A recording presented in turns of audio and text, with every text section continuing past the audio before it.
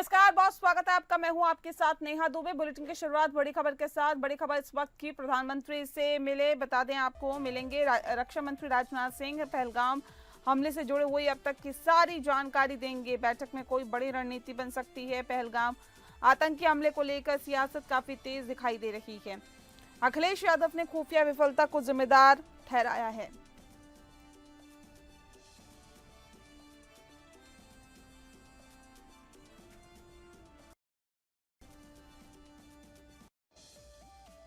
आज बड़ी बैठक हो रही है। आज रक्षा मंत्री राजनाथ सिंह सुबह 11 बजे पीएम मोदी से मुलाकात करेंगे। बता दें आपको कि घटना से जुड़ी अब तक की सारी जानकारी दी जाएगी। माना यह भी जा रहा है कि इस बैठक में बड़ी रणनीति बन सकती है। दरअसल पहलगाम में हुए आतंकी हमले के बाद, उस पूरे घटनाक्रम के बाद देश भर में लोगों का गुस्सा चरम पर है और लोगों ने प्रधानमंत्री मोदी से अपील की है कि इस बार पाकिस्तान के खिलाफ सख्त से सख्त कार्रवाई की जाए, जिससे भविष्य में पाकिस्तान इस तरह की हरकत ना कर पाए।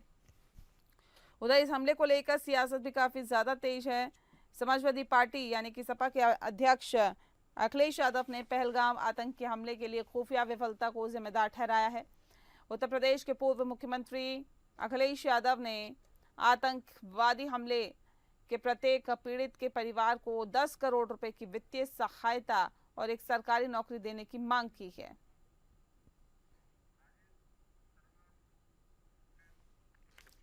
और इनपुट हेड इस वक्त राजीव शर्मा हमारे साथ सीधे जुड़ गए हैं। राजीव, जानना चाहेंगे, देखिए पहलगाम हमले पर एक बड़ी बैठक आज 11 बजे होने वाली है, जिसमें राजनाथ सिंह और प्रधानमंत्री बैठेंगे।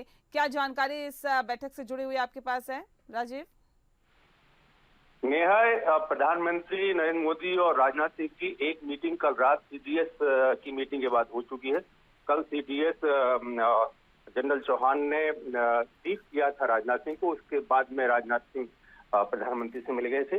आज की जो मीटिंग है उसमें पहलगाम के अलावा आज जो राफेल एम का सौदा होना है, इस सिलसिले में भी मीटिंग, इस सिलसिले में भी बातचीत होनी है।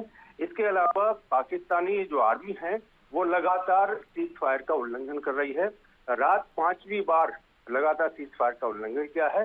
इस चीज की जानकारी भी राजनाथ सिंह, रक्षा मंत्री राजनाथ सिंह प्रधानमंत्री मोदी को देंगे और आगे की जो रणनीति है उसको निर्धारित करेंगे।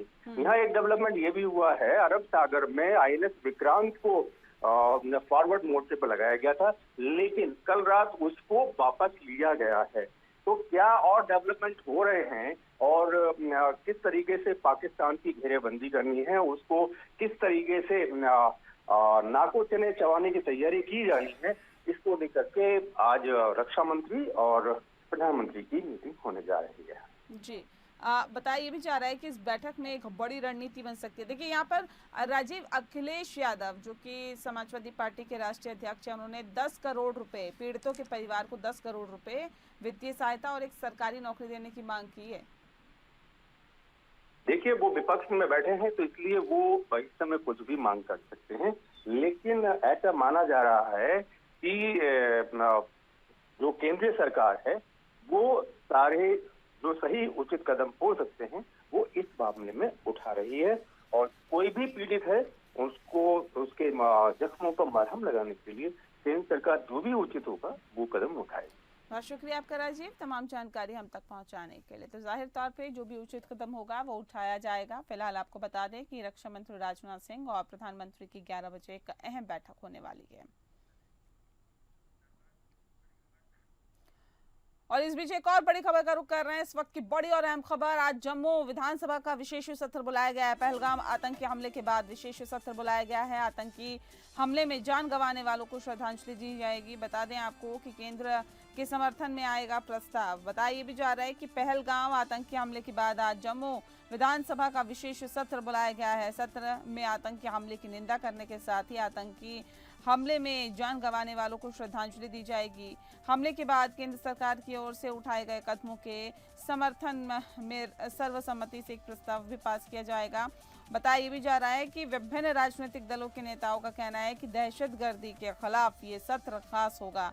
पहलगाम हमले के बाद मुख्यमंत्री उमर अब्दुल्ला ने राज्यपाल मनोज सिन्हा से विधानसभा का विशेष सत्र बुलाने का आग्रह किया था। इस आग्रह को उपराज्यपाल ने स्वीकार कर लिया है और बता दें आपको कि 28 अप्रैल को विशेष सत्र बुलाने की मंजूरी मिली थी, जो कि आज है। बता दें आपको कि आज एक विशेष सत्र बुलाया गया है और नेता प्रतिपक्ष सुनील शर्मा ने कहा कि बीते दिनों हुई सर्वदलीय बैठक में सभी ने आतंकवाद के खिलाफ एकजुटता दिखाई।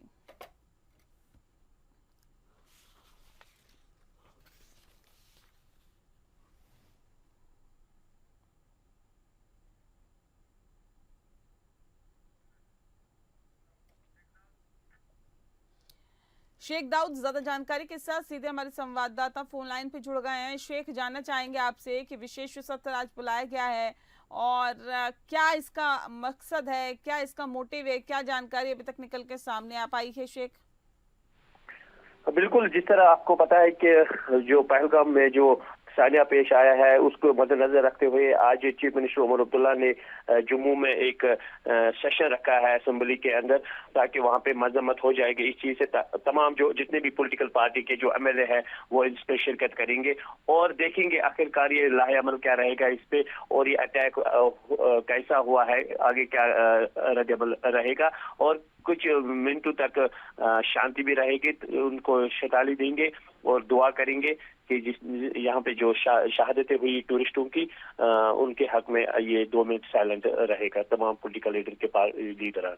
जी, जिस तरह से नेता प्रतिपक्ष सुनील शर्मा ने कहा है कि बीते दिनों हुई सर्वदलीय बैठक में सभी ने आतंकवाद के खिलाफ एकजुटता दिखाई है, एक बेहतर संदेश जा रहा है पाकिस्तान तक।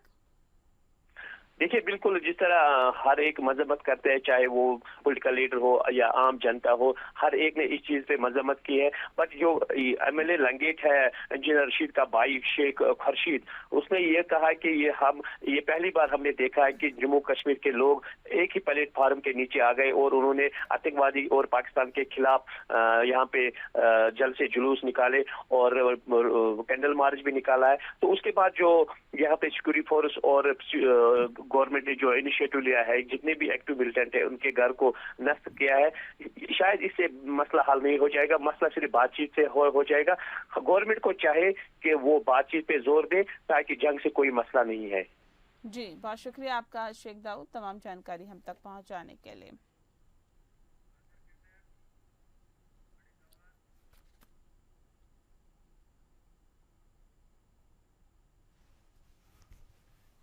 और इस बीच एक बड़ी खबर का रुख कर रहे हैं। इस वक्त की बड़ी और अहम खबर झारखंड से आ रही है। बता दें आपको, झारखंड के मजदूरों का अपहरण की खबर है। नाइजर में झारखंड के 5 मजदूरों का अपहरण हुआ है। सीएम हेमंत सोरेन ने मांगी केंद्रीय विदेश मंत्री से मदद। और झारखंड के बागोदर प्रखंड के 5 मजदूरों को साउथ अफ्रीका के नाइजर में अपराधियों के द्वारा अपहरण कर लिया गया। सूचना के अनुसार हथियार के बल पर 5 मजदूरों को अपहरण किया गया है। जैसे ये घटना सामने आई, राज्य के मुख्यमंत्री हेमंत सोरेन ने अपने सोशल मीडिया हैंडल एक्स के माध्यम से जानकारी जी हाँ, मामले की जानकारी केंद्रीय विदेश मंत्री एस जयशंकर को दी है। उन्होंने आग्रह किया है कि नाइजर में फंसे मजदूरों की सहायता की जाए। दरअसल गिरिडीह जिले के बागोदर प्रखंड के मुंडरो से एक मजदूर और दोंदलो के 4 मजदूर काम करने के लिए नाइजर बीते साल जनवरी में गए थे। वहाँ 25 अप्रैल को केपीटीएल कंपनी के ट्रांसमिशन लाइन के कार्य के दौरान हथियार बंद ग्रुप द्वारा हमला किया गया। साथ ही साथ हथियार जी हाँ, आपको बता दें कि झारखंड के 5 मजदूरों का अपहरण कर लिया गया।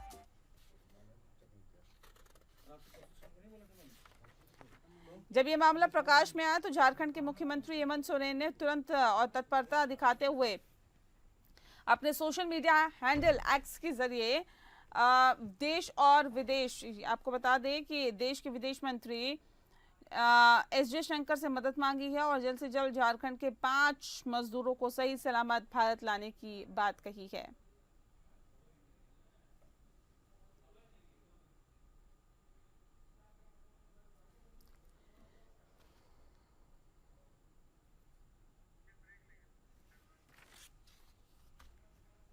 इस बीच एक बड़ी खबर का रुख करते हैं। ईडी दफ्तर में आग का मामला सामने आया। बता दें कि ईडी ऑफिस में लगी भीषण आग, 12 घंटे बाद आग बुझी है और कई महत्वपूर्ण दस्तावेज जलकर खाक हो गए हैं। हादसे में कोई हताहत नहीं हुआ। शॉर्ट सर्किट के कारण लगी है ये आग। ईडी ने दर्ज नहीं कराई शिकायत। तो बड़ी खबर इस वक्त की, साउथ मुंबई के बलाड एस्टेट इलाके में शनिवार देर रात प्रवर्तन निदेशालय ईडी के कार्यालय में बिल्डिंग में भीषण आग को कड़ी मशक्कत के बाद बुझा लिया गया है। इस घटना में किसी के हताहत होने की सूचना नहीं है। मुंबई फायर डिपार्टमेंट के एक अधिकारी ने बताया कि कैसर-ए-हिंद बिल्डिंग में लगी आग को 12 घंटे के लगातार अभियान के बाद रविवार दोपहर करीब 2:10 पर बुझाया गया। इस अभियान के दौरान फायर ब्रिगेड की 8 गाड़ियां मौके पर पहुंची। पानी के टैंकर और अन्य उपकरण तैनात किए गए। ये लेवल 3 की आग थी और बता दें आपको कि जिसे भीषण आग माना जाता है। आग बुझाने में इतना समय क्यों लगा, इसका स्पष्टीकरण देते हुए मुख्य अग्निशमन अधिकारी रविंद्र ने कहा है कि हवा की सही निकासी व्यवस्था नहीं होने के कारण धुआं इमारत के अंदर जमा हो गया, जिससे कि इतना ज्यादा आग फैल गई। सरबजीत सोनी ज्यादा जानकारी के साथ हमारे संवाददाता फोन लाइन पे जुड़ गए हैं। सरबजीत, ये आग कैसे लगी, कुछ अभी तक स्पष्ट हो पाया है? आग बुझाने के लिए लगातार कोशिश की जा रही थी। 10 से ज्यादा फायर ब्रिगेड के जो अधिकारी हैं, उस पर जहाँ पे फायर जो टीम है वो पहुंची थी। जिसके बाद आग लगने की वजह शॉर्ट सर्किट बताया जा रहा है। हालांकि इस पूरे मामले की जांच हो रही है और ईडी दफ्तर के जो 4थे और 5वें माले पे जो आग लगी थी, जिसमें ईडी का जो ऑफिस है, कई हाई प्रोफाइल केस की जांच शुरू है और कहीं ना कहीं इस फाइलों का नुकसान हो, ये इसको लेकर संदेह जताया जा रहा है। हालांकि अभी तक ईडी की तरफ से नहीं किया गया है कि कितना नुकसान हुआ है, लेकिन जान माल का नुकसान, इसमें इंसानी जान का नुकसान नहीं हुआ है। ऐसा बताया जा रहा है कि कई किस वक्त ये आग लगी थी, कितने लोग उस वक्त मौजूद थे दफ्तर में? जी, शनिवार और संडे का जो उसमें इसमें दफ्तर में छुट्टी थी, ऐसी बात कही जा रही है। लेकिन जो ऊपर का जो फ्लोर है, वहां पर कई लोग थे, लेकिन समय रहते उन्हें बचाया गया था। लेकिन फायर ब्रिगेड की जो मशक्कत के बाद आग बुझाया गया है। काफी कंजेस्टेड एरिया होने की वजह से आग को काफी घंटे लगे आग पे काबू पाने के लिए। शुक्रिया आपका सरबजीत, तमाम जानकारी हम तक पहुंचाने के लिए। तो आग पर पूरी तरह से काबू पा लिया गया है। बता दें आपको कि शॉर्ट सर्किट की वजह से आग लगी है। किसी भी तरह का जान का कोई नुकसान नहीं है और जो दस्तावेजों का नुकसान हुआ है उसका आकलन किया जा रहा है।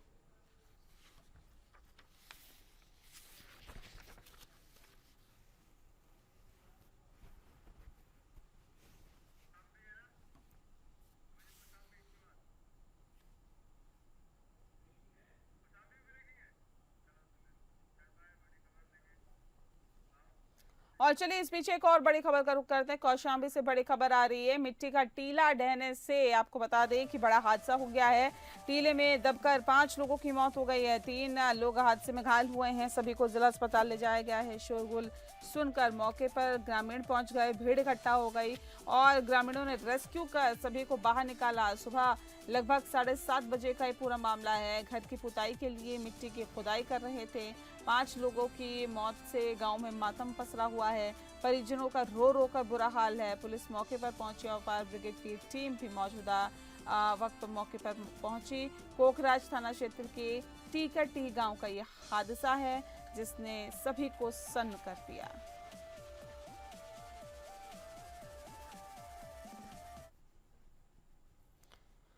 तो बता दें आपको कौशाम्बी का ही पूरा मामला है जहां पर मिट्टी का टीला ढहने से हादसा हुआ है।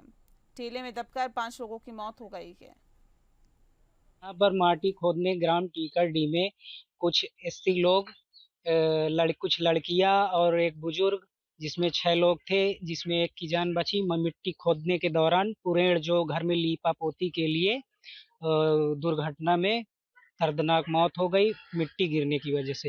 जो टन से ज्यादा भी मिट्टियां थी। फरुआ से खोद पूरा गांव समाज जुड़ के फरुआ से खोद फावड़ा से खोद मिट्टी निकाला। कितने लोग की मौत हुई? 5 लोगों की मौत हुई। घायल कितने लोग हैं? घायल 7 लोग। 2 लोग हैं। घायल 2 लोग हैं।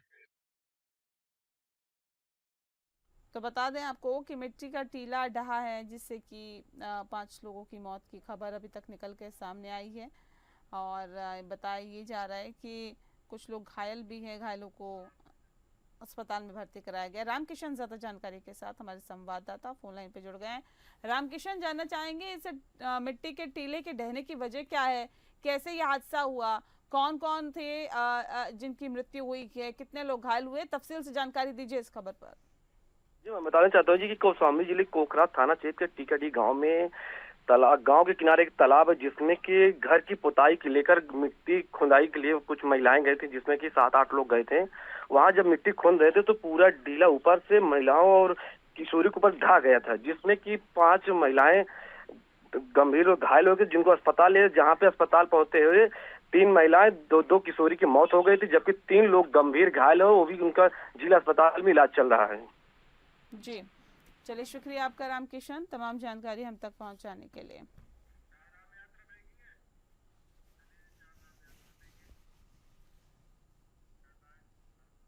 और चलिए इस बीच एक और बड़ी खबर का रुख कर रहे हैं। चारधाम यात्रा से जुड़े हुए बड़ी खबर इस वक्त की। तीर्थयात्री आज से करेंगे ऑफलाइन पंजीकरण, यानी कि रजिस्ट्रेशन ऑफलाइन शुरू कर चुके हैं। बता दें आपको कि हरिद्वार, ऋषिकेश समेत कई जगहों पर काउंटर लगे हुए हैं। केदारनाथ यात्रा को लेकर तैयारियां काफी ज्यादा बेहतर की जा रही है। अंतिम रूप है अभी तैयारियों का। यात्रियों को अच्छे दर्शन कराना लक्ष्य होगा, ये कोशिश रहेगी उत्तराखंड सरकार, उत्तराखंड प्रशासन की। दरअसल बता दें आपको कि उत्तराखंड में चारधाम यात्रा की शुरुआत 30 अप्रैल से हो रही है।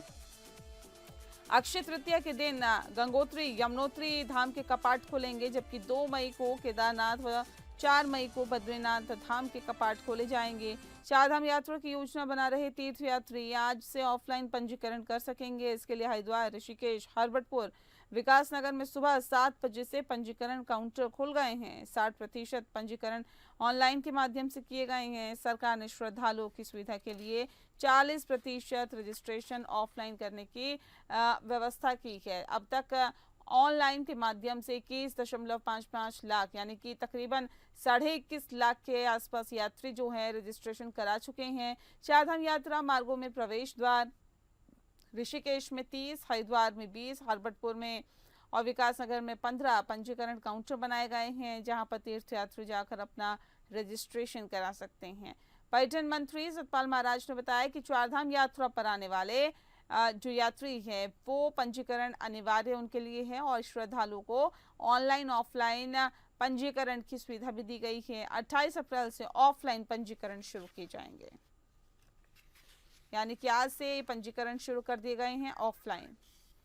सतीश कोठारी ज्यादा जानकारी के साथ हमारे संवाददाता सीधे फोन लाइन पर जुड़ गए हैं। सतीश, क्योंकि देखिए चारधाम यात्रा की तैयारी तो अंतिम रूप में होगी, लेकिन आज से ऑफलाइन जो रजिस्ट्रेशन है वो शुरू हो गए हैं। किस तरह की तैयारियां उन श्रद्धालुओं के लिए की गई है जो कि चारधाम यात्रा आना चाहते हैं?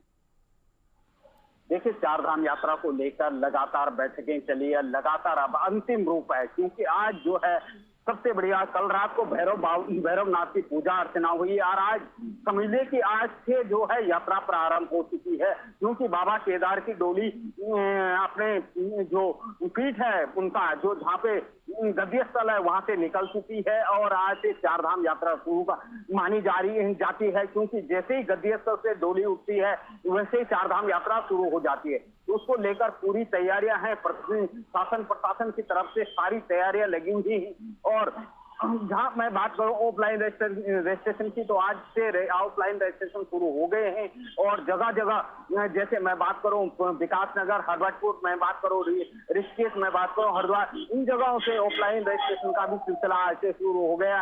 और सरकार का मेन फोकस रहेगा कि कोई भी यात्री बिना दर्शन किए हुए नहीं जाए। और जिस तरीके से लोगों का जमावड़ा लग रहा है, जिस तरीके से लोग रजिस्ट्रेशन कर रहे हैं, तो इस बार लगता है कि लगभग 70 से 80 लाख लोग दर्शन करेंगे चारधाम यात्रा में। जिस तरीके से लोगों में क्राउड देखने को मिल रहा है, जिस तरीके से लोगों में आस्था देखने को मिल रही है, कि बहुत अच्छी रजिस्ट्रेशन हो चुका है, सारे होटलों के बुकिंग हो चुकी है, ये हेलीकॉप्टर की बुकिंग लगातार चल रही है। इसको लेकर जिस तरीके से शासन प्रशासन की तैयारियां हैं, पूरी कमर कसी है। 18 के 18 विभाग जो है चारधाम यात्रा में लगे हुए हैं। जी, बहुत शुक्रिया आपका सतीश, तमाम जानकारी हम तक पहुंचाने के लिए। और इसी के साथ बुलेटिन में फिलहाल के लिए इतना ही। नमस्कार।